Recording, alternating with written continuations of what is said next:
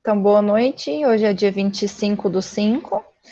Estamos iniciando a nossa aula da disciplina de Neuropsicologia 1.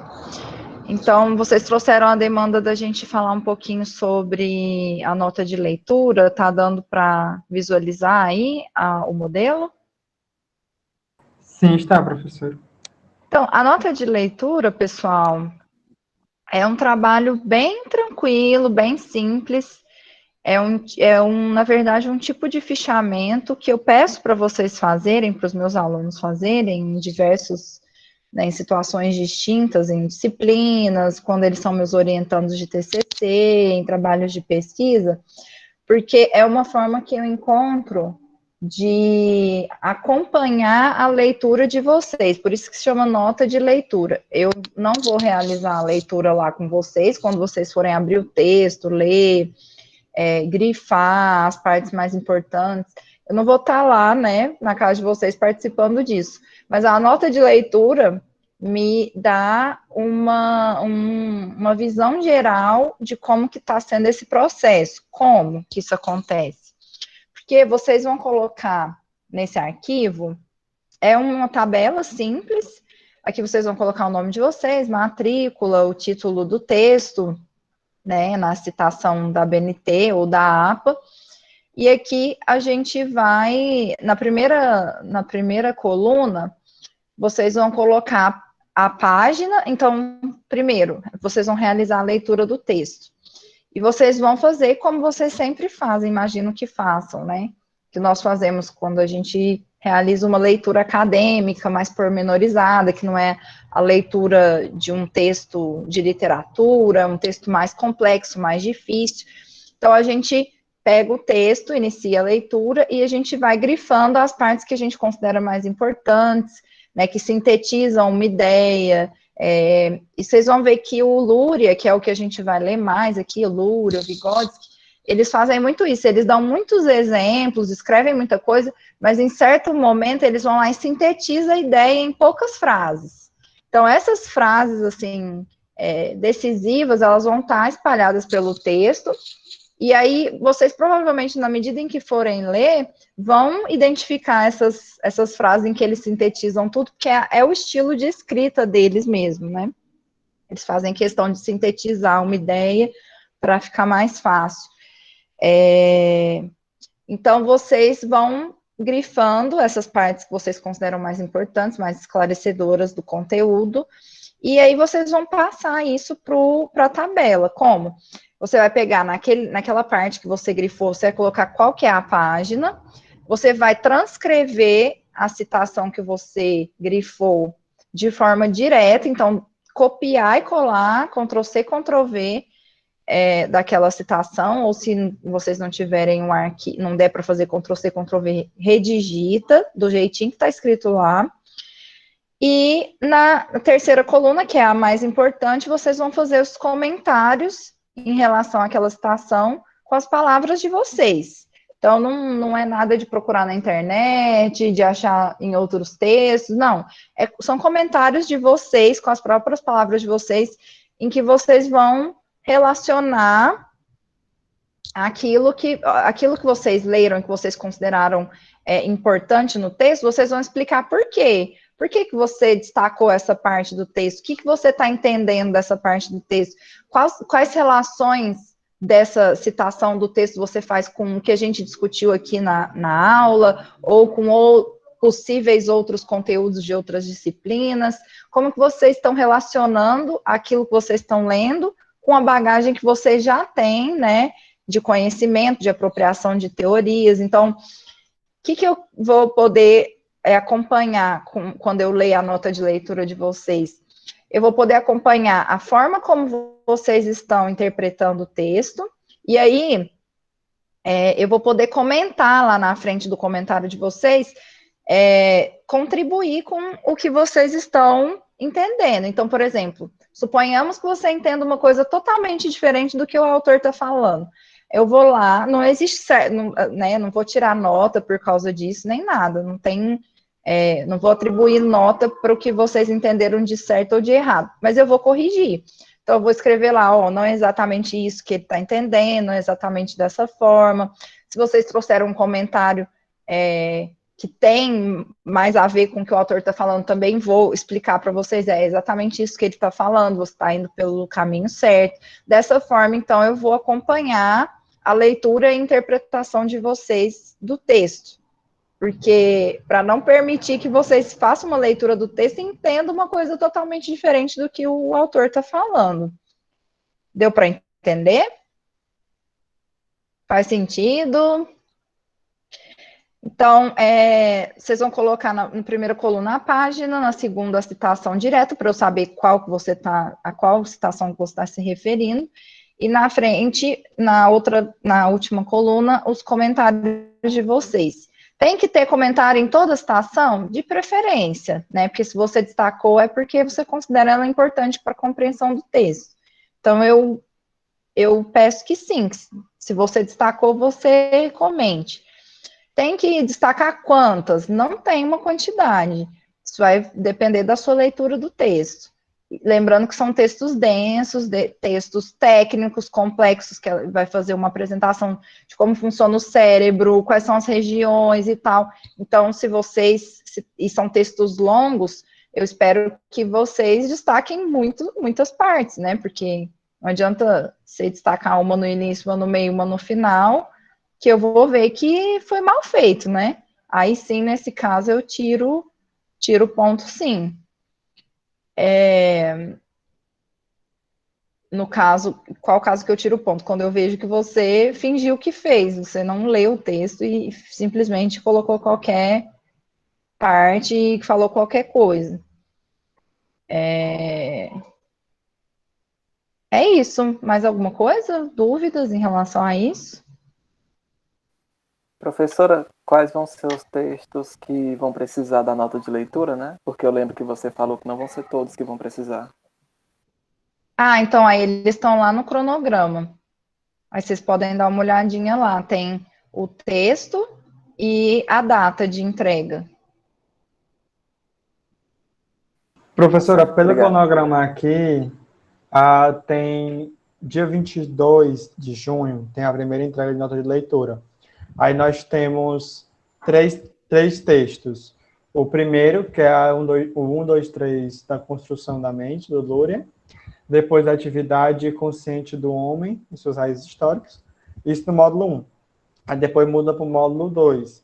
No caso, as notas de leitura são só os dois textos do módulo 2 ou entra também os do módulo 1? Não. É só esse primeiro. A setinha está na frente de um texto, não tá? É do capítulo 1, dos Fundamentos da Neuropsicologia. Um, dois e três. Não, tá assim, módulo 2. Aí tem capítulo 1 de Fundamentos de Neuropsicologia, lesões cerebrais locais para localização das funções, do Lúria. Aí depois tem mais duas aulas do capítulo 2 desse mesmo livro. Aí tem lá, entrega de nota de leitura. Mas eu vou dar conferida aqui melhor no cronograma original, porque eu modifiquei um pouco, mas eu vou olhar aqui direitinho. Aí já qualquer coisa eu comento aqui. Peraí, deixa eu achar aqui o cronograma que eu já mostro. Pronto, peguei aqui o cronograma original, professora. É esse mesmo, o capítulo 1 de Fundamentos de Neuropsicologia e o capítulo 2 de Fundamentos de Neuropsicologia. São os dois textos do módulo 2. Você pode projetar ele aí para mim? Só um minuto aqui, eu estou pelo celular. Ah, não, então pode deixar que eu já achei ele aqui, é só porque eu estava com dificuldade de achar no momento.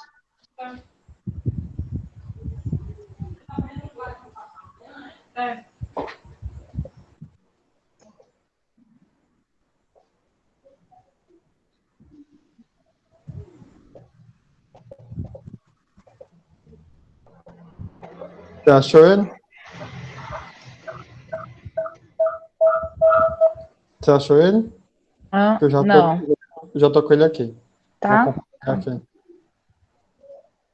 Só um minuto.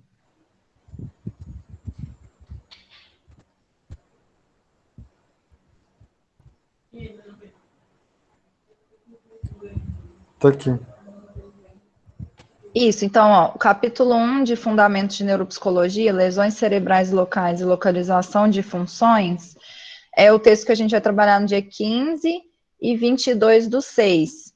Então, a nota de leitura desse texto é para o dia 22/6, último dia que a gente está trabalhando esse texto.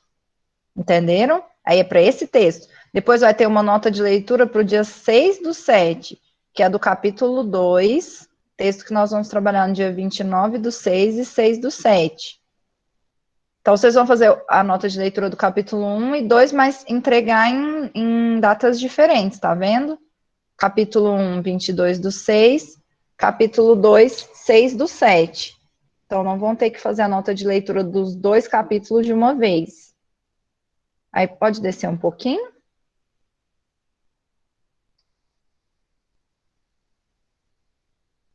São só No esses. caso, não tem desses, né? Da construção da mente não tem, né? Não, da construção da mente, não. Eu pedi para vocês fazerem as notas de leitura, principalmente do Fundamentos de Neuropsicologia, desse livro do Luria, porque é onde tem a discussão mais específica de neuropsicologia, mais introdutória. Depois as outras partes do texto a gente vai trabalhar através dos seminários. Então, vocês vão fazer só 2 notas de leitura nessas 2 datas aí, 22/6 e 6/7. E aí, depois, o restante da nota vai ser dos seminários. Então, Maikson, eu estava pensando nisso, inclusive, antes de entrar aqui na aula, se vocês conhecem alguma forma mais esperta de fazer entrega de atividade avaliativa que não seja por e-mail, porque da última vez que eu fiz isso no semestre passado, ficou tão bagunçado minha caixa de e-mail, e eu achei tão pouco produtivo. Será que tem forma de postar lá no Google Classroom, que vocês postem e eu tenha acesso? Alguém sabe disso? Alguém tem essa informação? Tem outros professores que fazem de alguma outra forma? Professora, pelo que eu vi aqui, você acabou colocando no Classroom os materiais como atividade. Tem a configuração de você colocar essas atividades com data programada e adquirir uma nota. Você vai inserir uma nova atividade com data, com nota e selecionar todos os alunos. E a gente tem esse prazo via Classroom para enviar. E pelo próprio Classroom, a gente consegue enviar. Aí você abrindo como professora no Classroom, você vê quem entregou e você também pode devolver a nota por lá, comentários e o próprio documento corrigido pelo próprio Classroom. Mas aí vocês colocam o documento de Word lá, eu vou ter acesso ao documento do Word, ou só na plataforma? Pode Lá falar.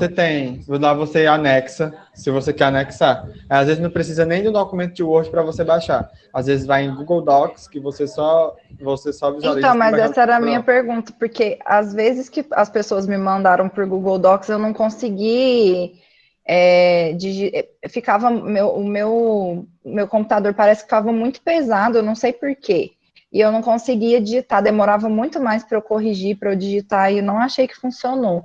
Para mim, funciona mais eu baixar o documento aqui no meu computador, corrigir, salvar e mandar para vocês.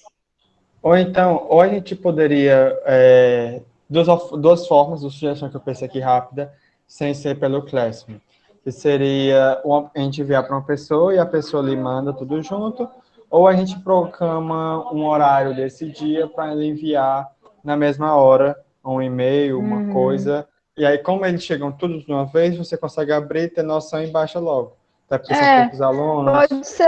Pode ser essa segunda opção. A gente coloca um horário para vocês enviarem. Tipo assim, suponhamos que você consiga fazer antes, terminar antes, mas aí você me envia só naquele horário, que aí todos chegam juntos, né? Você poderia pensar nisso. Pode ser. Acho que resolve. Até porque eu tive dificuldade, porque era uma turma de 55 pessoas, 16 pessoas é muito mais fácil. Eu vou procurar aqui outra alternativa no Google Forms, de você fazer um formulário, a gente lhe mandar pelo formulário e você baixar os documentos do Word. Eu vejo aqui como é que se tem essa possibilidade e dou essa terceira alternativa, viu? Tá bom, obrigada, Madison. Então é isso. Daqui a pouco a gente chega numa conclusão de como que vai ser enviado. Quitéria, o primeiro texto não tem nota de leitura, que vocês foram perguntando aí. Thaís entendeu. E Maikson perguntou se é por e-mail. Tá, isso aí a gente já respondeu. Mais alguma dúvida em relação à nota de leitura? Não? Então vamos iniciar.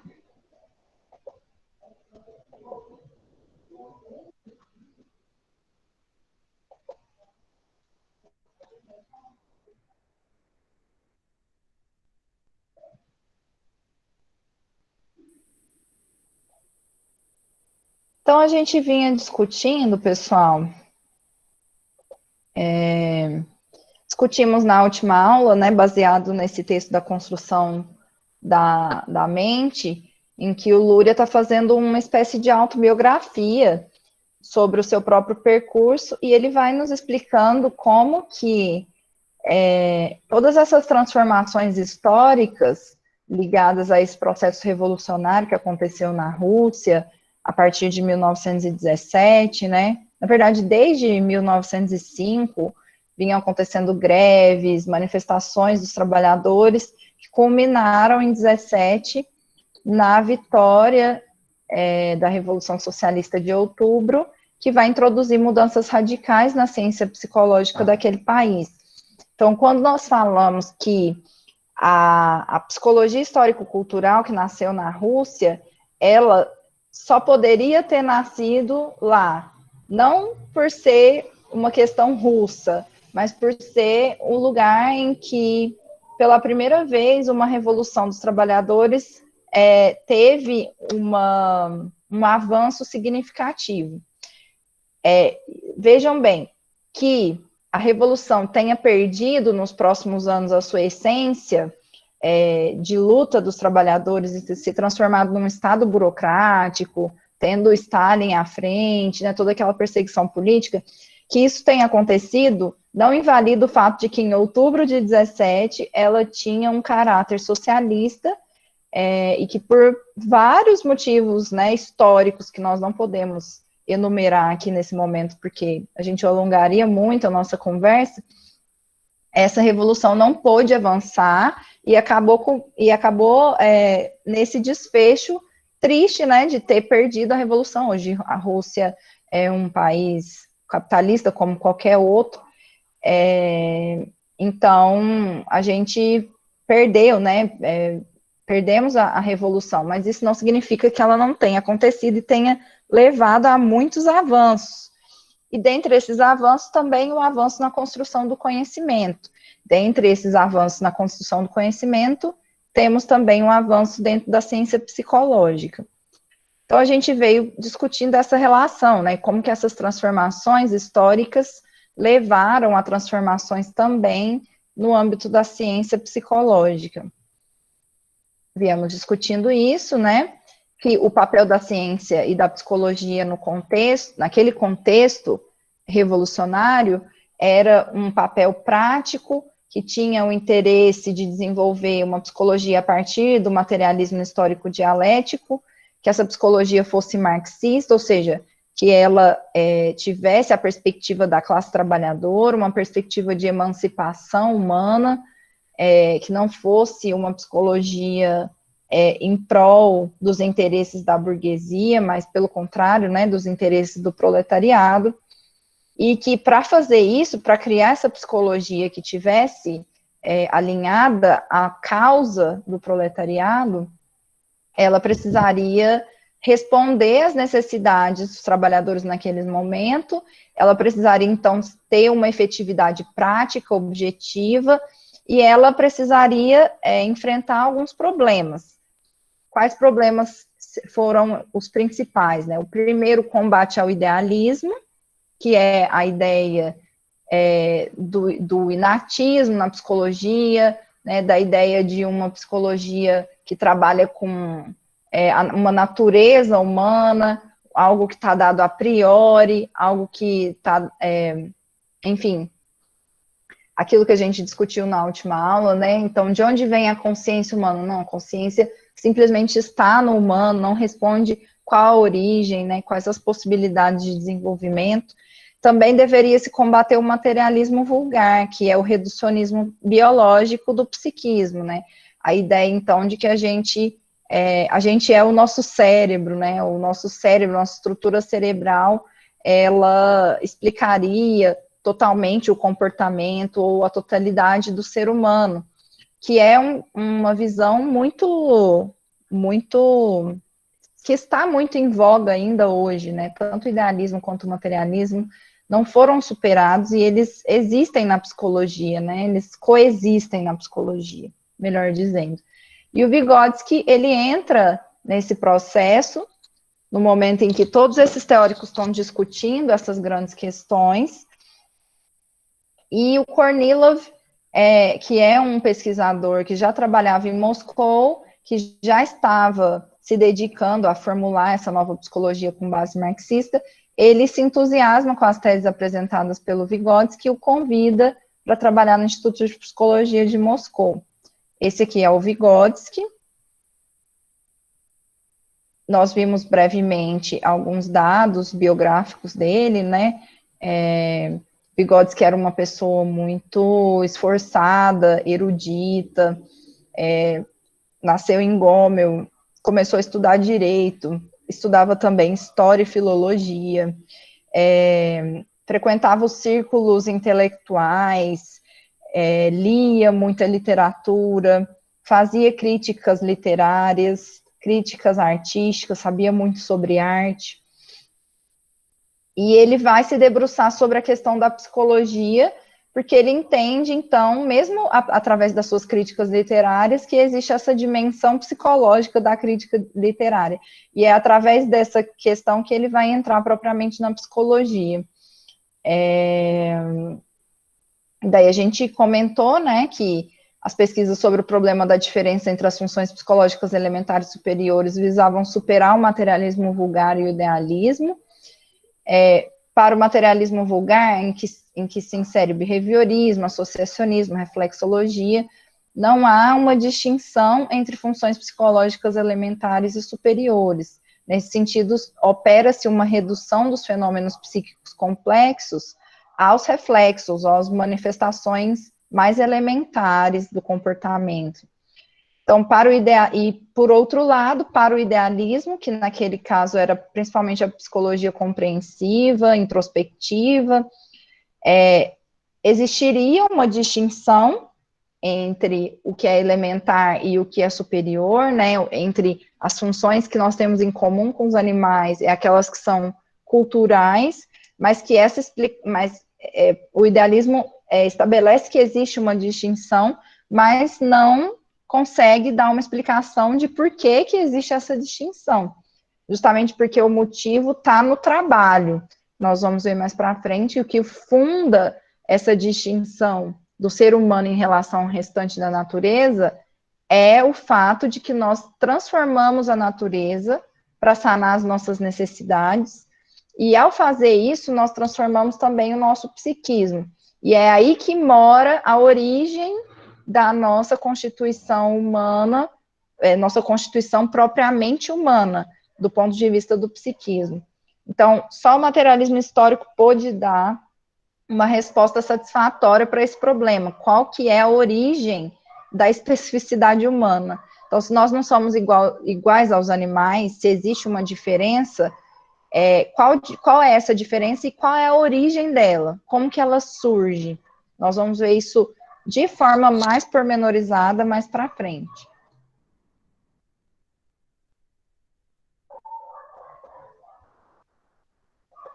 Até aqui, gente, tudo bem? Tá dando para acompanhar?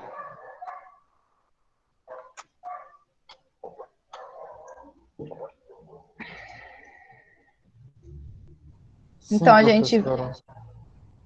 E o pessoal no chat também está dizendo que sim. Beleza, obrigada. Então, a gente viu bem rapidamente qual que é essa relação entre funções psicológicas elementares e funções psicológicas superiores. As funções psicológicas elementares seriam, então, aquele conjunto de funções, de habilidades humanas que nós temos em comum com os animais. Como assim, funções em comum com os animais? Ora, pelo próprio fato de nós sermos digamos, um produto da evolução das espécies, então nós somos mamíferos, nós estamos localizados dentro de um filo da espécie e tudo mais, nós trazemos um conjunto de habilidades restritos, bem restrito, que digamos, um legado do nosso processo evolutivo. Esse legado do nosso processo evolutivo, enquanto espécie, são as nossas funções psicológicas elementares. Nós nascemos com elas. Não é errado em dizer que nós nascemos com elas, ou seja, elas fazem parte da nossa constituição mais primitiva, mais biológica. Então, não sei se vocês lembram lá no ensino médio, quando vocês viam aquelas discussões filosóficas, né, nas disciplinas de filosofia, falando, tem uns filósofos que acham que a gente veio com um conjunto de características, e outros filósofos falam que a gente é uma távola rasa, né, uma página em branco que vai sendo constituído depois que a gente nasce. A psicologia histórico-cultural, que parte do marxismo, vai dizer que nenhum e nem outro. A gente não nasce com habilidades especiais, porque isso seria uma espécie de idealismo, de inatismo, na ideia de nascer com algo. Tampouco a gente nasce uma tábua rasa que precisa ser preenchida, ou uma folha em branco que precisa ser preenchida. Porque a gente nasce com certas capacidades, só que essas capacidades estão inscritas na nossa organização biológica. Nós vamos dar alguns exemplos e vocês vão entender. Então, elas estão relacionadas com a base dos processos psíquicos naturais, produto da evolução filogenética do homem, ou seja, produto da evolução da espécie. E aqui se enquadram os reflexos, por exemplo. Então, aqui se enquadra, por exemplo, como eu estava falando na disciplina anterior, a Júlia, que está participando das duas, vai achar meio repetitivo, né? Mas eu tenho que explicar isso a todo momento, em todos os lugares que eu estou. A gente, por exemplo, tem um tipo de atenção que é uma atenção involuntária. O bebezinho, quando ele nasce, é possível a gente ver que ele nasce sendo capaz, tendo um nível de atenção. Então, quem aqui já conviveu com um bebê, ou já viu um bebê recém-nascido, percebe que ele é capaz, ele possui atenção. Ele tem essa função da atenção. Só que é uma atenção muito perene, é uma atenção que a gente percebe que ele presta atenção numa coisa e logo ele perde a atenção, presta atenção em outra. A atenção dele está submetida, como eu costumo falar, à intensidade do estímulo. Então, você vai ver que o bebezinho recém-nascido, ele presta mais atenção no chocalho que é mais colorido, ou no que está se movimentando mais, né, que você movimenta na frente dele, ou que tem o maior som, né, o maior barulhinho, porque a intensidade do estímulo é o que condiciona esse reflexo da atenção. No caso das funções psicológicas elementares. Vamos dar outro exemplo, a memória. A memória do bebezinho é comparável à memória do seu cachorrinho de estimação ou de qualquer outro animalzinho, no sentido de que a gente nasce tendo memória, mas essa memória ela ainda é uma memória por imagens, que a gente chama de memória eidética, né?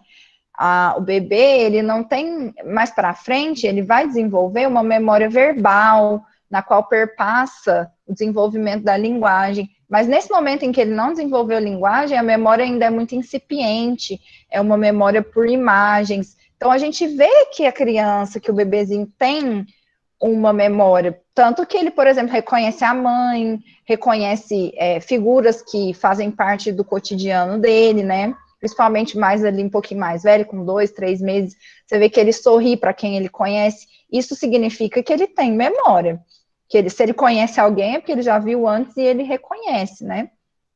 Só que essa memória é uma memória ainda muito incipiente, muito elementar, que vai se sofisticar à medida em que ele for desenvolvendo outros níveis de funções psicológicas. Esses outros níveis de funções são as funções psicológicas superiores.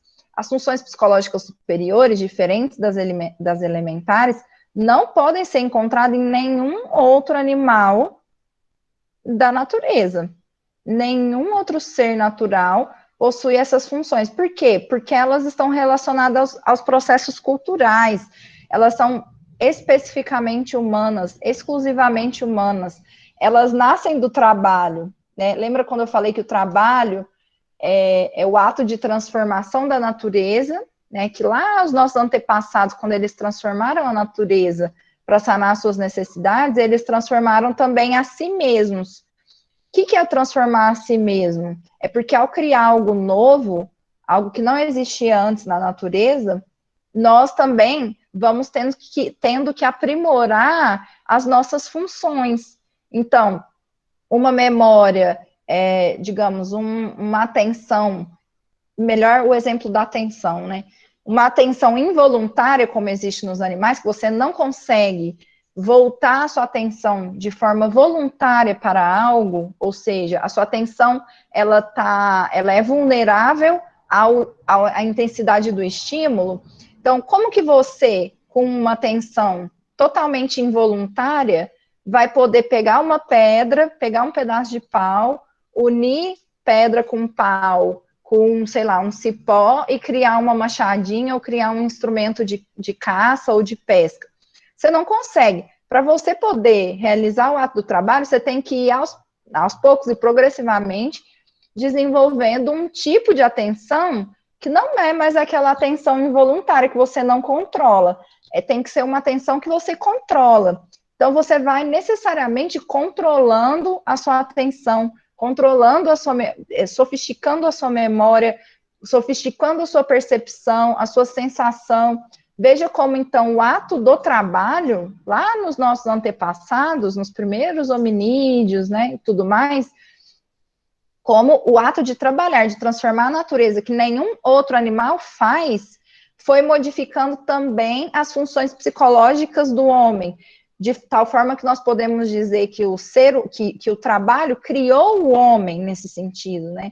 Porque ao trabalhar, o homem foi se transformando e foi se transformando num ser qualitativamente diferente e superior ao restante da natureza, do ponto de vista da complexidade do nosso psiquismo e das nossas funções psicológicas. Até aqui, tudo bem, que eu acho que eu falei um monte, deu para entender.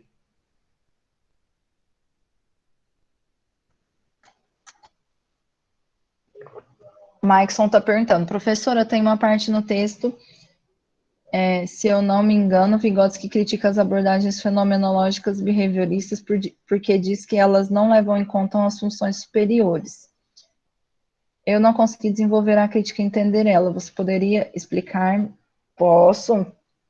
É exatamente isso que a gente está falando aqui, Maikson. As abordagens mais biologicistas, né, na qual se inclui aí o behaviorismo, principalmente o behaviorismo, depois o Skinner dá uma avançada em relação a isso, né, o behaviorismo que ele chama de behaviorismo metodológico, do Watson e tal, eu acho que era mais forte nisso. O Skinner dá uma avançada em relação a isso, mas também não consegue romper com esse determinismo biológico, porque o método é um método que favorece essa percepção, né? Para poder romper com o determinismo biológico, você teria que adotar o materialismo histórico, que é o que esse pessoal lá na Rússia está tentando fazer. Então, realmente, apesar do Skinner dar uma boa avançada em relação ao Watson nessa questão do determinismo biológico, ele ainda não consegue superar 100%. Mas essa questão, né? O que o Vygotsky está dizendo é o seguinte: para essas concepções da psicologia, as funções psicológicas elementares e funções psicológicas, não existe essa diferenciação. A gente tem apenas funções psicológicas. Quando vocês vão estudar lá, por exemplo, processos psíquicos a partir do behaviorismo, do cognitivismo, eles só falam processos psíquicos. A gente tem processos psíquicos, o ser humano tem os processos psíquicos meio que como continuidade dos animais. Então, é uma relação que é a seguinte: para o materialismo histórico, o trabalho fundou o homem, que é qualitativamente diferente dos animais, e a gente consegue falar até mesmo qual a origem dessa diferenciação, que é ali no momento em que o ser humano deixa de se adaptar simplesmente à natureza, se adaptar às condições naturais, e passa a transformar ativamente os elementos da natureza, passa a, então, controlar, submeter a natureza para sanar suas necessidades. Ao fazer isso, o ser humano vai se modificando psicologicamente. Então, o materialismo conseguiu definir que existe uma diferença entre o homem e o animal, que essa diferença é uma diferença qualitativa. Nosso psiquismo é qualitativamente diferente, superior ao do restante dos animais, e o materialismo consegue também definir qual foi a origem disso. A origem disso foi o trabalho, o momento em que o ser humano começa a transformar a natureza para sanar suas necessidades, e ao fazer isso, ele transforma também o seu psiquismo. Então, o que acontece nessas outras abordagens que acabam operando esse determinismo e esse reducionismo biológico? Porque eles vão considerar que tudo que existe no ser humano, mesmo as coisas mais complexas, por exemplo, linguagem, pensamento, já existia em centelha, ou seja, já existia em quantidade menor, em menor intensidade, lá nos animais. Então, o ser humano não é um ser qualitativamente diferente dos animais, ele é um ser só quantitativamente diferente dos animais, porque nós desenvolvemos mais. Então, a visão dessas abordagens reducionistas para o Vygotsky, né, lembrando que é o Vygotsky que está fazendo essa crítica ao behaviorismo, não sou eu, não tirei da minha cabeça, né, é o Vygotsky que está fazendo essa crítica. Daí vocês vão prestar atenção, concordar se quiserem, né, se não quiserem, não concordem, mas ele está dizendo o seguinte, que essas visões, essas perspectivas da psicologia que operam esse reducionismo biológico, porque... Peraí, gente, só um minutinho, porque tem alguém falando alto aqui, eu vou pedir para eles falarem mais baixo.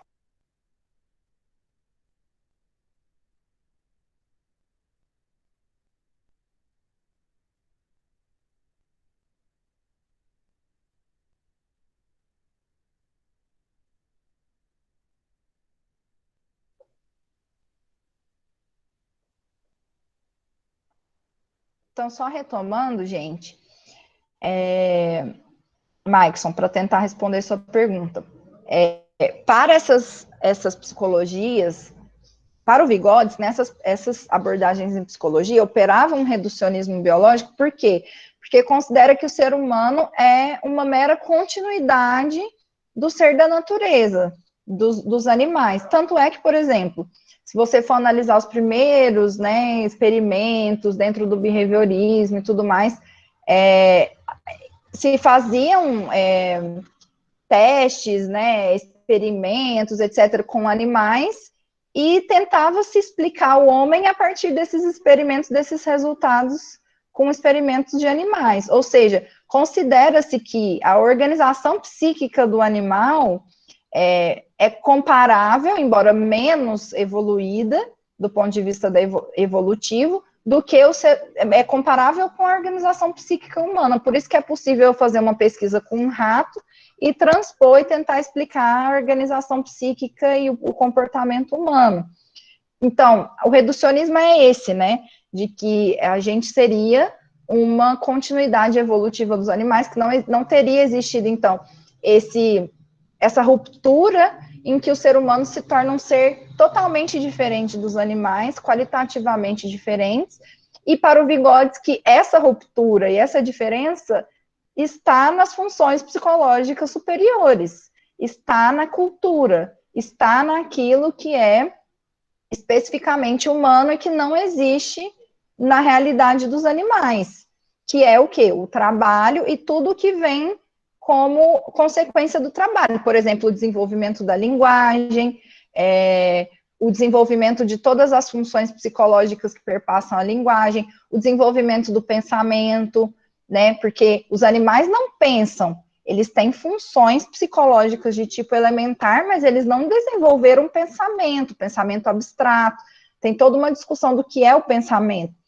E aí os seres humanos têm essas funções de tipo superior, porque eles criaram, nós, seres humanos, né, transformamos a natureza, criamos o mundo humano, e ao fazê-lo, nós transformamos também a nós mesmos.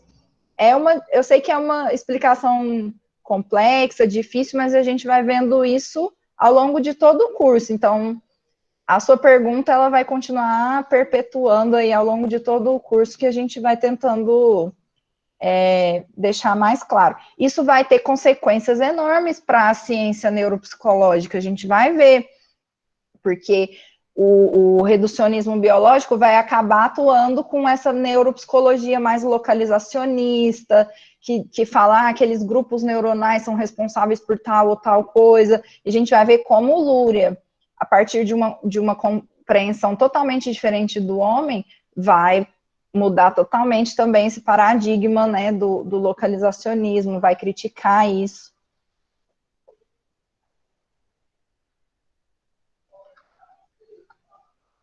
Isso que a Quitéria falou também está correto.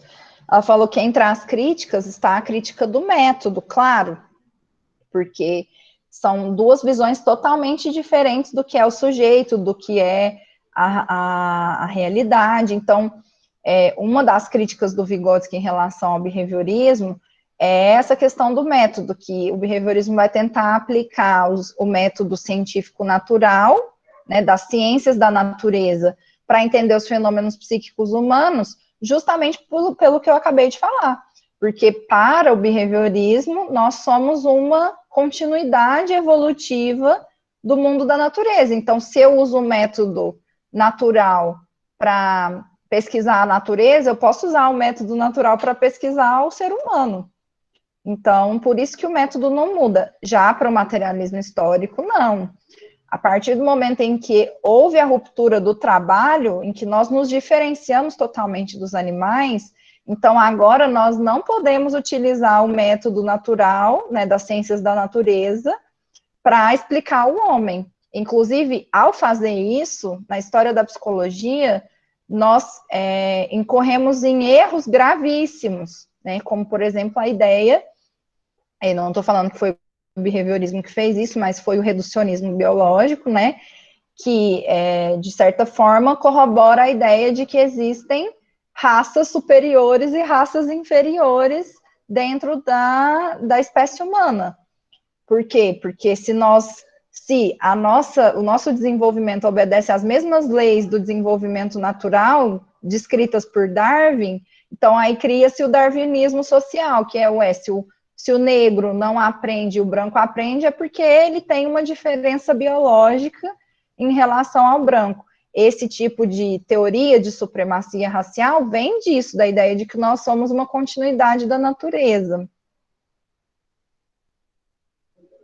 Sim, isso que a Quitéria falou é verdade, que ele está fazendo essa discussão lá, né, 1920 e poucos e tal, algumas teorias foram se modificando, por isso que eu estou falando, o próprio behaviorismo deu uma boa avançada com o Skinner, mas isso não significa que rompeu com essa visão biologicista, tanto que essa visão biologicista, ela permanece até hoje, a gente verifica ela em todos os lugares, e principalmente nas neurociências, principalmente na neuropsicologia, que é onde ela mais ganha eco e ganha reconhecimento, porque a gente vai estudar o cérebro, então eles se colocam como a ciência neutra, a ciência que tem o melhor método, que é o método natural e tudo mais.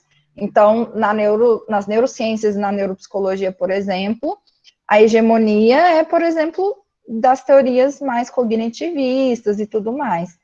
E a gente vai ver como o Luria critica essas teorias já, sei lá, mais de 100 anos, e elas continuam existindo, né? Então, não houve, assim, grandes transformações.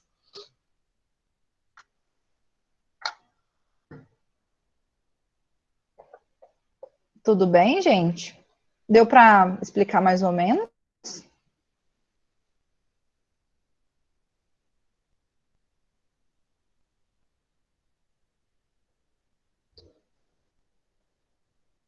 Deu para entender sim, professor. Então tá. Então, Vygotsky vai dizer que esses dois níveis, as funções psicológicas elementares e as funções psicológicas superiores, elas não são excludentes entre si, ou seja, a gente nasce com um conjunto de funções elementares e, ao longo do nosso desenvolvimento, essas funções psicológicas elementares vão ser a base sobre a qual vão se erigir funções psicológicas superiores.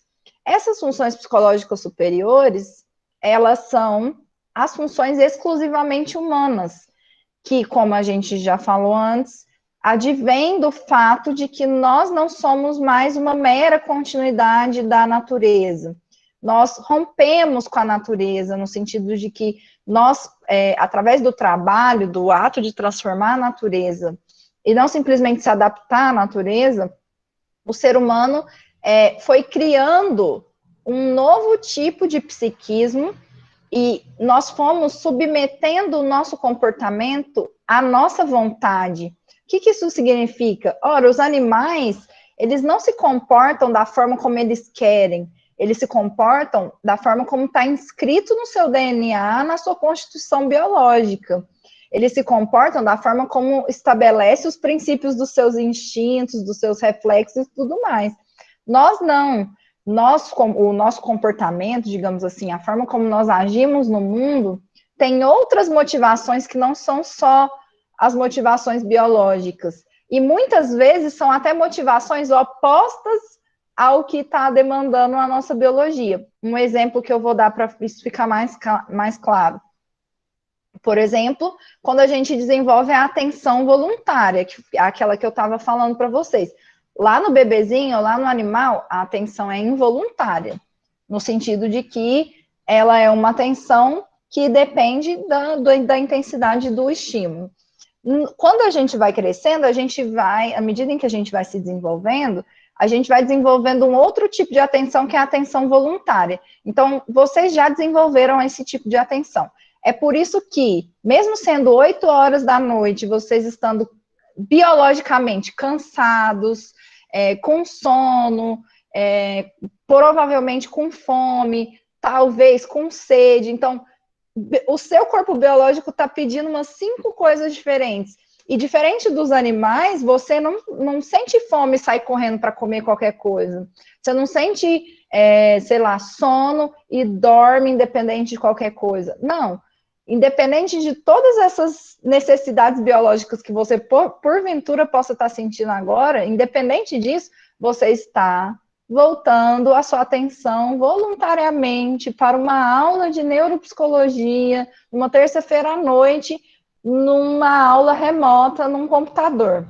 Então, veja como que, totalmente oposto dos animais, o ser humano, ele abdica das suas necessidades biológicas, no sentido de que ele já não tem, o seu comportamento já não está submetido às suas necessidades biológicas, pelo contrário, você tem outras motivações, muitas vezes essa motivação é social, é histórica, por exemplo, eu quero assistir essa aula porque eu quero ficar mais inteligente, ou porque eu quero passar com uma nota boa, ou porque eu quero me formar e trabalhar com isso. Sua motivação é de uma ordem totalmente diferente de uma motivação biológica, como é nos animais. Então, veja como o ser humano, ele não só não é uma continuação do animal, do mundo animal, né, do mundo da natureza, como a gente é totalmente diferente, em alguns momentos até mesmo oposto, porque diferente do que os animais fazem, né, que é agir exatamente como seus instintos determinam, nós secundarizamos nossos instintos ou nossas necessidades biológicas para fazer aquilo que a gente considera melhor por N motivos, e essas nossas motivações não são meramente biológicas. Não sei se ficou claro para vocês essa última explicação, deu para entender?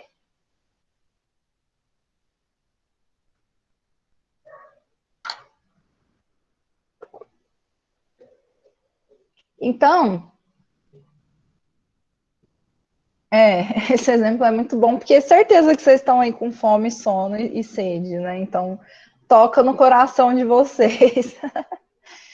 Como que é estranho, né? Se fosse um animal que sente fome, gente, um animal sente fome, ele simplesmente vai atrás do alimento.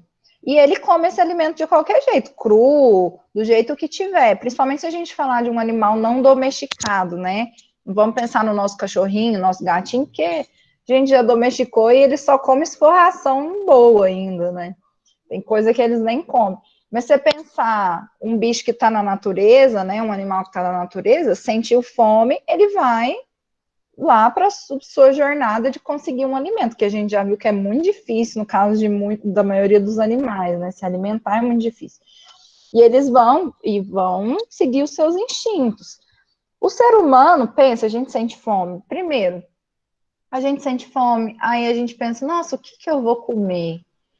Aí a gente vai, pega uma panela, que é já produto do nosso trabalho, acende um fogão, que também já é produto do nosso trabalho, pega um alimento, manipula esse alimento, joga um sal, joga um tempero. A gente não come qualquer coisa de qualquer jeito, a gente não come uma coisa crua, a gente não come uma coisa que tem um sabor ruim. Então veja que até a forma até isso, que é a alimentação, que é algo que parece tão biológico, no caso do ser humano já é uma questão muito mais social do que biológica.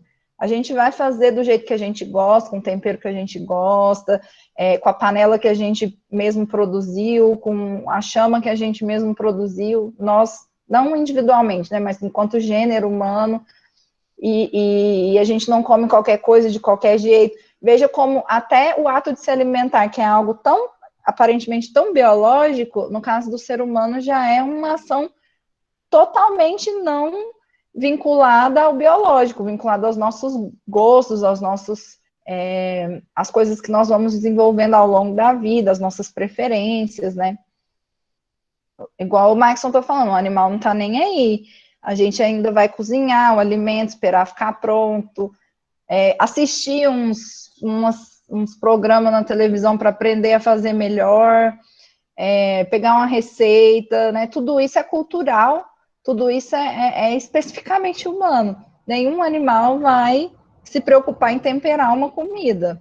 Então, veja que até o ato mais supostamente biológico no ser humano não é totalmente biológico, é também cultural, é também social. A não ser, claro, que a gente esteja falando de seres humanos em estado de privação, né? Sei lá. E aí sim, esse sim vai comer qualquer coisa de qualquer jeito. Não estou falando nessa situação.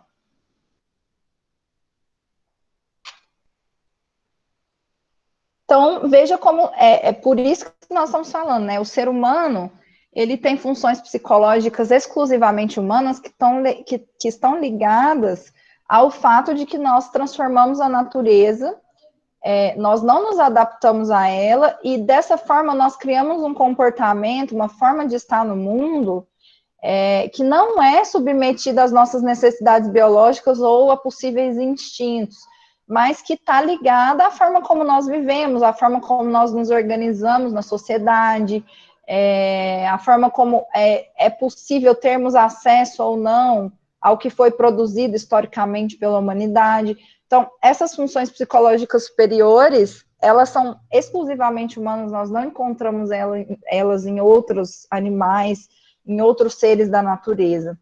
E é essa divisão, né, essa diferenciação que não é admitida e não é levada às últimas consequências pelo reducionismo biológico, pelas abordagens que operam esse reducionismo biológico.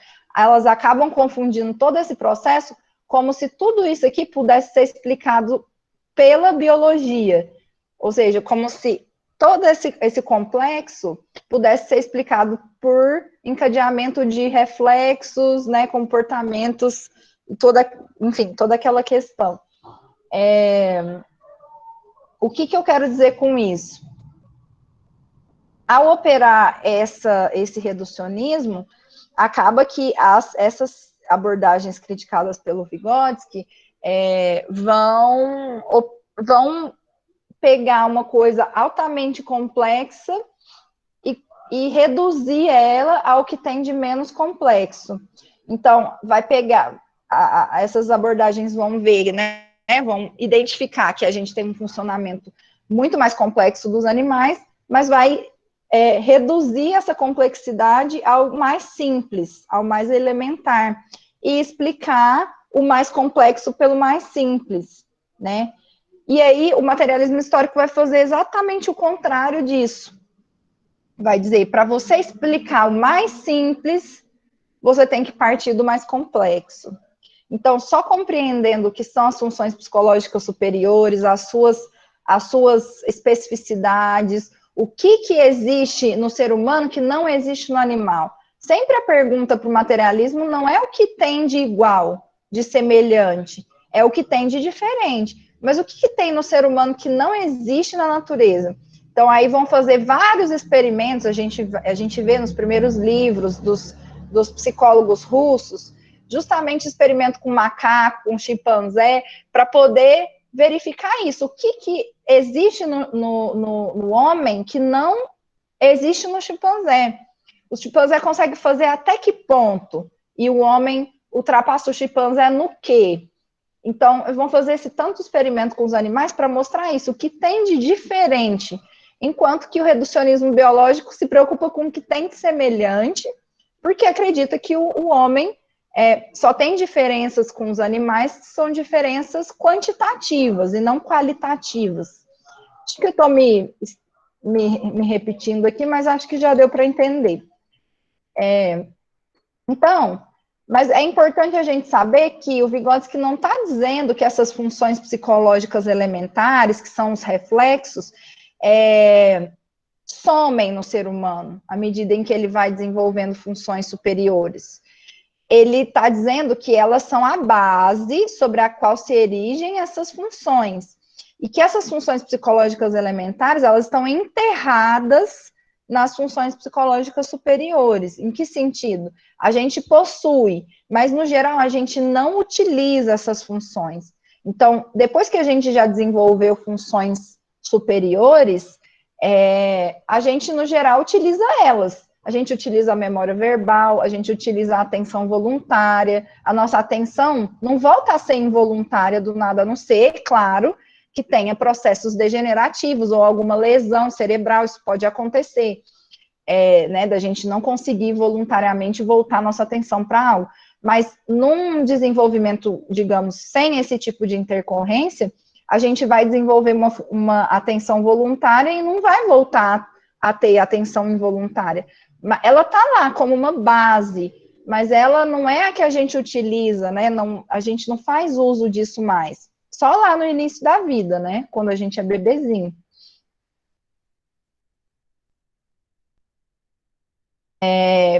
Aí, então, essa parte a gente já finalizou.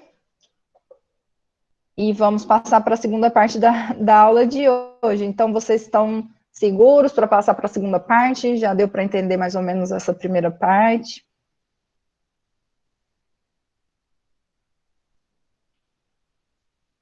A Quitéria está falando, né? O maior ato de rebeldia foi a criação dos métodos contraceptivos, exatamente.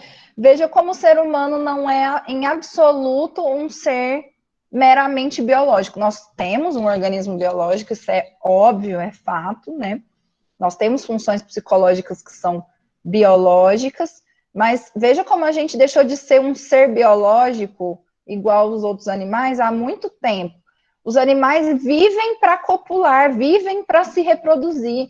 O ser humano criou um jeito de não se reproduzir, porque essa não é uma necessidade biológica mais.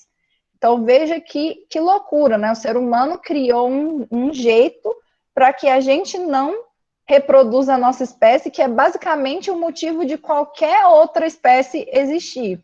Todas as outras espécies, menos nosso cachorrinho que é castrado, que é a gente que castra, todas as outras espécies vivem para se reproduzir, para nascer, crescer, reproduzir e morrer. E o ser humano já não é para isso que a gente vive, né? A gente não só não vive para isso, como a gente já criou uma forma de viver para além dessa necessidade biológica da reprodução, que são métodos contraceptivos, camisinha, todos os outros jeitos aí que existem. Isso, o Maikson falando, os animais vendo isso, carinha de palhaço, exatamente. Se os animais pudessem falar, eles diriam, vocês estão doidos, gente? Por que vocês não vão se reproduzir? A gente existe é para reproduzir. É isso. Então, eles fazem a carinha de palhaço. Outro exemplo muito bacana sobre essa questão do quanto a gente não é mais um ser meramente biológico é a própria existência da homossexualidade. Só para falar da homossexualidade, não vou falar de transexualidade e outras modalidades de expressão de gênero, mas só para falar de uma, né, da homossexualidade.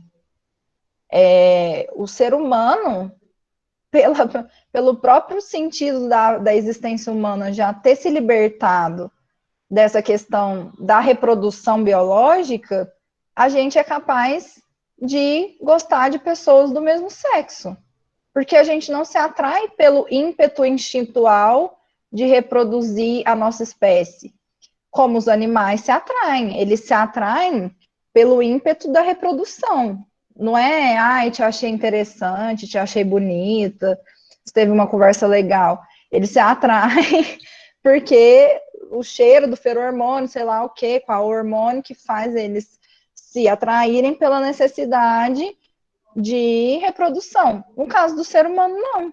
A gente não se atrai uns pelos outros pela necessidade de reprodução. A gente se atrai uns pelos outros por N fatores que não tem nada a ver com a nossa constituição biológica. Por isso que é possível existir homossexualidade, porque o nosso comportamento sexual não está submetido a uma necessidade biológica.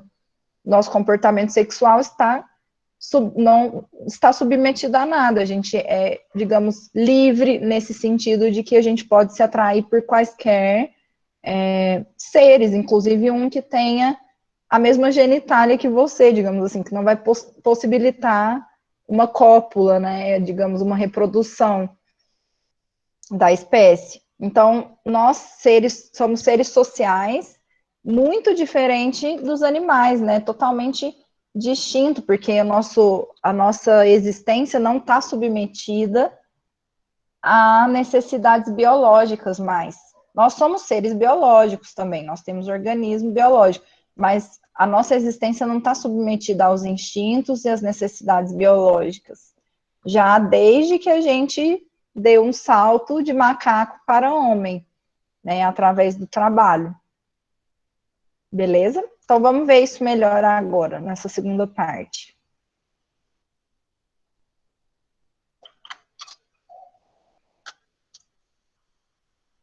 Então, o que é a atividade consciente humana? Aqui a gente está entrando naquele texto do Luria que está lá para vocês no cronograma também, que chama como é que é? As raízes sócio-históricas da consciência. Então, a atividade consciente do homem se difere acentuadamente do comportamento individualmente variável dos animais. Olha quanta informação numa frase só. Ele está dizendo, a atividade do homem, lembrando que dentro da psicologia histórica e cultural, a gente não usa o termo comportamento. Algumas vezes eu usei a palavra comportamento aqui, por saber que é mais acessível, porque vocês já estudam behaviorismo já há muito tempo, né? No nosso curso tem bastante, mas a gente não usa a palavra comportamento, a gente fala em atividade. Então, a atividade consciente, e nesse caso aqui, a atividade consciente, né? Que a gente não entende a consciência como algo separado da atividade. Então, o ser humano, ao transformar a natureza, desenvolve a sua consciência de tal forma que atividade, ou seja, transformação da natureza, transformação da realidade e consciência não são processos iguais, mas estão dialeticamente relacionados. Então, só existe consciência se existe atividade. Beleza? Então, a gente chama de atividade consciente. Atividade consciente do homem se difere acentuadamente do comportamento individualmente variável dos animais. Quais são essas diferenças? Primeiro, a atividade do homem não está obrigatoriamente ligada a motivos biológicos, como a gente acabou de ilustrar aí com vários exemplos. Nossa atividade não está ligada a motivos biológicos. Muitas vezes, a nossa atividade consciente atua no sentido contrário das nossas necessidades biológicas, como foi o exemplo da fome aqui, de assistir a aula mesmo estando com fome e tudo mais. Quais as diferenças? 2, a atividade consciente do homem, diferente do comportamento animal, não é determinada por impressões ou vestígios da experiência imediata. Vamos ver o exemplo que o Lúria deu. Sabe-se que o homem pode refletir as condições do meio de modo imediatamente mais profundo que o animal.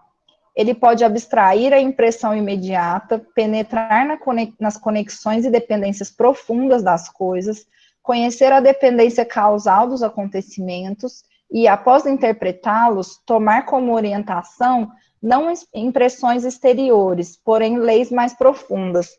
O que ele está querendo dizer com isso? O animal relaciona com as coisas da realidade de forma direta.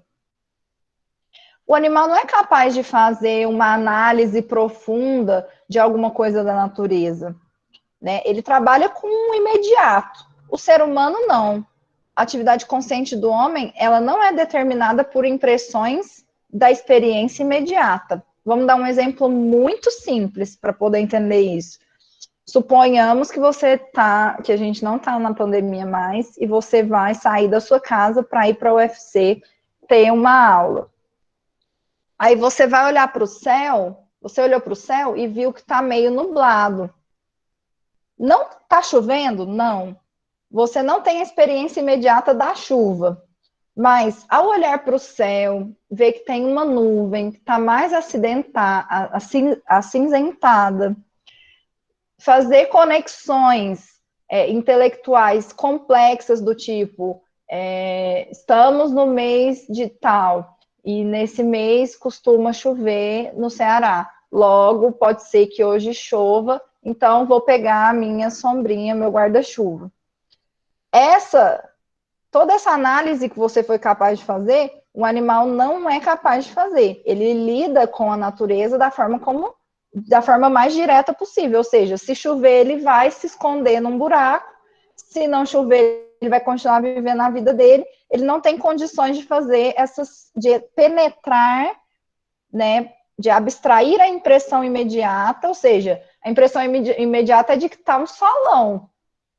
Você abriu a janela e está aquele solão, aquele calor de Sobral, mas tem aquela uma nuvem preta, né? Então você abstrai essa impressão imediata que é a do solão, do calor, você penetra nas conexões e dependências profundas das coisas, você pensa em termos de causalidade, é fevereiro, ou é início do ano, é verão, logo pode chover. Você interpreta todos esses elementos e você como é que fala? Submete o seu comportamento, a sua atividade a essas relações e interpretações que você acabou de fazer, que é o quê? Vou pegar o guarda-chuva. Então, o animal é capaz de fazer essas relações profundas em relação às coisas? Não, ele não é capaz.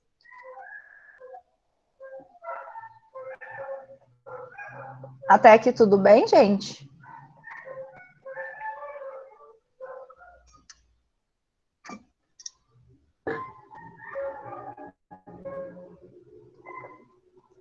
Perguntas, dúvidas,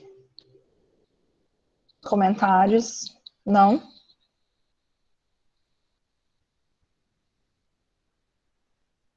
Explicar de novo o ponto 2. A atividade consciente do homem, diferente do comportamento animal, não é determinada por impressões ou vestígios da experiência imediata. O exemplo que eu dei é esse. Você abre a janela do seu quarto para sair, para fazer qualquer coisa, e você vê um solão. Essa é a impressão imediata. O animal vai trabalhar só com essa impressão imediata. Sol, calor. Nós não, a gente pode estar vendo um sol, veja, eu posso estar vendo um sol, mas eu me comportar da forma exatamente o contrário do que eu estou vendo, que é pegar um guarda-chuva. Como é que é possível eu ver um sol, tá um sol enorme, escaldante de Sobral, e eu pegar um guarda-chuva, que é o comportamento contrário do que está acontecendo lá fora? E só é possível porque eu ultrapasso essa experiência imediata do sol e faço outras relações sobre o que está acontecendo, que é, tem sol, mas a gente está no verão costuma chover, então tem a ver com a minha experiência anterior, tem a ver com o estudo que eu fiz, né, a compreensão científica da realidade, de certa forma, porque a gente já tem tecnologia o suficiente para entender que naquele momento do ano é mais provável que chova. Então, mesmo que tenha um solão de doer a cabeça, eu vou pegar um guarda-chuva para me proteger da chuva, que é um comportamento que um animal nunca vai fazer. Ele não vai ver um sol e fazer um comportamento diferente daquilo. Então, veja que a nossa atividade não está determinada pelas impressões imediatas da realidade, ou seja, pela experiência imediata, pelo que a gente vê imediatamente. A gente consegue fazer relações para agir de uma forma que não seja determinada por essa impressão imediata. Eu não sei se deu para entender agora, se melhorou. Melhorou? Melhorou, obrigado. Qual a outra diferença da atividade consciente humana em relação ao comportamento animal? Lembra que a gente estava falando que como é que fala?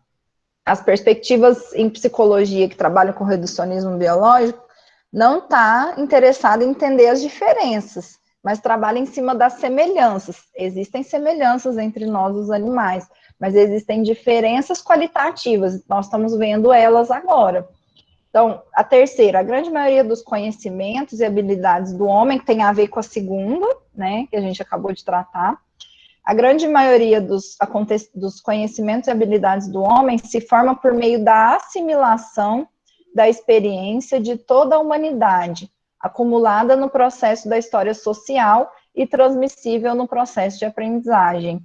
Ou seja, eu sou capaz de, independente de estar vendo um solão escaldante lá fora, lembrar de pegar uma blusa de frio ou de pegar um guarda-chuva, caso o tempo mude, também porque eu assimilei a experiência de toda a humanidade anterior a mim. Então, a humanidade, ela já viveu, ela já passou muita chuva e meus antepassados já pegaram muita chuva para poder aprender que naquele momento do ano, por causa de tais condições, é provável que chova. Tudo isso foi sendo acumulado nas gerações anteriores à minha. Eu me aproprio desse acúmulo do processo da história social e me aproprio disso através da aprendizagem, através da educação. Minha mãe vai me educando desde que eu nasci, sua mãe vai te educando quando ela fala, pega a blusa de frio, não sai sem blusa de frio, não. Ou não sai sem guarda-chuva, não. Porque tudo isso daí tem a ver com a nossa história pregressa. Então, diferente dos animais, a nossa maior fonte de conhecimento sobre a realidade não é a impressão imediata, mas é tudo que os nossos antepassados viveram, geração após geração, até chegar em nós, e que nós nos apropriamos desse conhecimento através da aprendizagem. Então, quando você pega um livro, sei lá, um livro de física para você ler, você não está lendo uma coisa que aconteceu, uma coisa que o Einstein inventou. Você está lendo algo que precede o Einstein, que veio lá desde os primórdios da humanidade sendo desenvolvido, sendo acumulado geração após geração, até chegar no Einstein, até chegar em você, que vai pegar esse livro e vai ler. Então, basicamente, o ser humano, a atividade consciente humana é orientada por isso, pela experiência de toda a humanidade que vai sendo acumulada no processo histórico e que quando chega na nossa vez de existir, quando a gente nasce, a gente se apropria de tudo isso que foi acumulado historicamente. Como que a gente se apropria disso? Através da educação, né? Através não só a educação escolar, educação formal, mas quando os adultos, né, as pessoas, os outros seres humanos da sociedade vão nos educando em relação a isso. Então, a grande maioria dos conhecimentos, habilidades, procedimentos do comportamento de que dispõe o homem não são resultado de sua experiência própria. Então, lembra, lá no início ele fala: a atividade consciente do homem difere acentuadamente do comportamento individualmente variável dos animais. Então, aqui ele explica melhor isso. O ser humano, a maior parte do comportamento de que dispõe o homem não é resultado de sua experiência própria, né, como indivíduo, mas adquiridos pela assimilação da experiência histórico-social de todas as gerações que antecedem ele. Então, eu sou produto do conhecimento que foi sendo produzido desde os meus primeiros antepassados, passando por todas as gerações até chegar aqui. E isso não acontece com os animais. Por isso que a gente diz que o animal não tem cultura. Cultura entendida aqui num sentido amplo, como a cultura humana, né? Essa experiência humana que foi se acumulando geração após geração e que nós nos apropriamos dela quando nós nascemos. Por exemplo, dá um exemplo muito simples também. Quando você ensina uma criança a utilizar um garfo ou a utilizar o piniquinho para depois conseguir usar o vaso, isso daí é a criança se apropriando da cultura humana, porque nenhum outro animal usa vaso e usa garfo. Nenhum outro animal tem a existência mediada por objetos que ele mesmo produziu. Então, nós produzimos objetos, produzimos coisas necessárias para a nossa sobrevivência, para o nosso conforto, e nós vamos educando as próximas gerações a fazer uso disso, entender qual a função disso.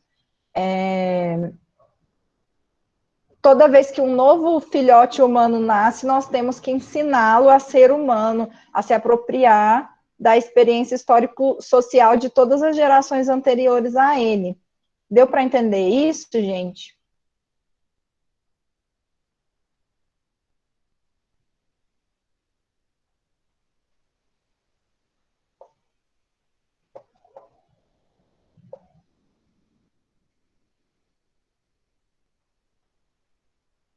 Então, esse traço diferencia radicalmente a atividade consciente do homem do comportamento do animal. O animal não é capaz, né, de geração após geração, ir produzindo um conhecimento que vai se acumular e que vai ser apropriado pela última geração dos animais, né? Então, o macaco não é capaz de fazer isso, nenhum outro animal é capaz de fazer isso. E aí a psicologia histórico-cultural foi tentando demonstrar isso com experimentos, com animais, demonstrar como que não se tem a criação de cultura no sentido desse conhecimento geracional, né? Que existe uma limitação desse conhecimento. Depois, vocês tiverem interesse, podem ver esses estudos clássicos também, que são bem interessantes. Então, quais as explicações, um pouco do que a gente já vinha falando, né? Quais as explicações históricas acerca da atividade consciente do homem? Então, a gente tem a filosofia idealista, que vai dizer, que vai operar com esse dualismo, de que a consciência é manifestação de um princípio espiritual especial, de que carece o animal. Então, tá, a gente viu que o comportamento do animal é totalmente distinto da atividade consciente humana. Quais são as explicações para essa diferença, né? A filosofia idealista, que são os primeiros filósofos vão tentar explicar isso, lá, sei lá, os filósofos da Idade Média já tentavam explicar isso, mas se a gente entrar na Idade Moderna, suponhamos que seja o Descartes, né? O primeiro, assim, que vai.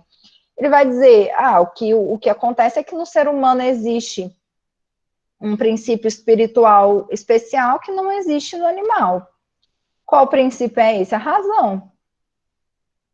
Aí você pergunta, mas Descartes, que ele fala, né? Penso, logo existo. Então, é a razão que separa o homem do animal. Mas, Descartes, como que surge a razão? Não, ela estava lá. Ela simplesmente estava lá. Não, mas peraí, como surge a razão no homem? E por que que tem só no homem? Não, só tem no homem porque só tem no homem e ela estava lá prioristicamente. Então, a filosofia idealista vai trabalhar com esse dualismo, né, de que existe o corpo físico, uma manifestação espiritual, não contrária, mas existe a organização biológica, uma manifestação espiritual que estava lá e que a gente não sabe explicar a origem. Aí, como contraponto à filosofia idealista, vai surgir o positivismo evolucionista. E aqui é onde a gente tem esse reducionismo que a gente vinha falando, que também está presente em algumas abordagens da psicologia que são mais ligadas ao positivismo, que são mais ligadas ao naturalismo, que é a questão do reducionismo. A atividade consciente do homem é resultado direto da evolução do mundo animal e, portanto, o que existe de diferente no homem já está presente em centelha lá nos outros animais. Então, não admite essa diferença qualitativa entre os animais e os seres humanos, vai dizer que a diferença é apenas quantitativa.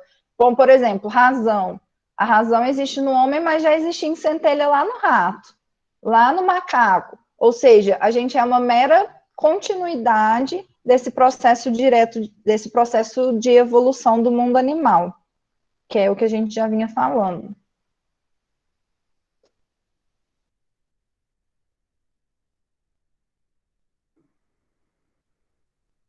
Acho que a gente pode, por hoje, finalizar por aqui, que essa outra parte a gente vai precisar de mais fôlego para discutir.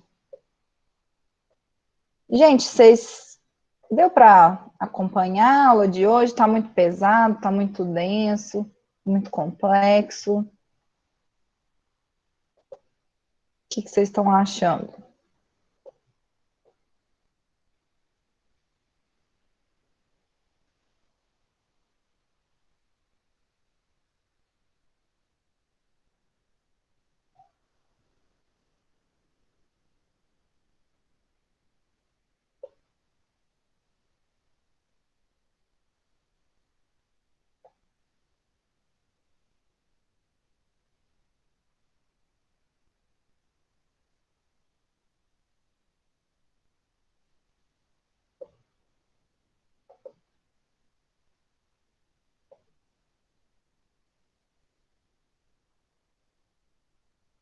Nós estamos falando que conseguiu. O David está falando que conseguiu associar com os exemplos, ótimo. Maikson disse que está dando para acompanhar. David falou que está achando tranquilo. Mas que já teve em outras aulas, então já tem uma base, né? Giliard falou que deu para acompanhar. Tiago está falando que está gostando da aula, que bom. Obrigada, Tiago. Dá para acompanhar de boas. Thaís também. Alice também. Então tá. Então tá, gente, a gente vai finalizando por aqui hoje, uns 20 minutinhos antes, e aí na próxima semana a gente retoma, finaliza essa primeira parte para entrar mais propriamente na questão da neuropsicologia, beleza? Aí deem uma olhada lá no cronograma, comecem a leitura do texto da nota de leitura, que ele é comprido, então vocês já começam a ler com alguma antecedência para poder não ficar tudo para a última hora, né, que vai ficando difícil de fazer. Então, vejam lá o cronograma certinho e comecem a fazer. De nada, gente. Obrigada pela presença e bom descanso.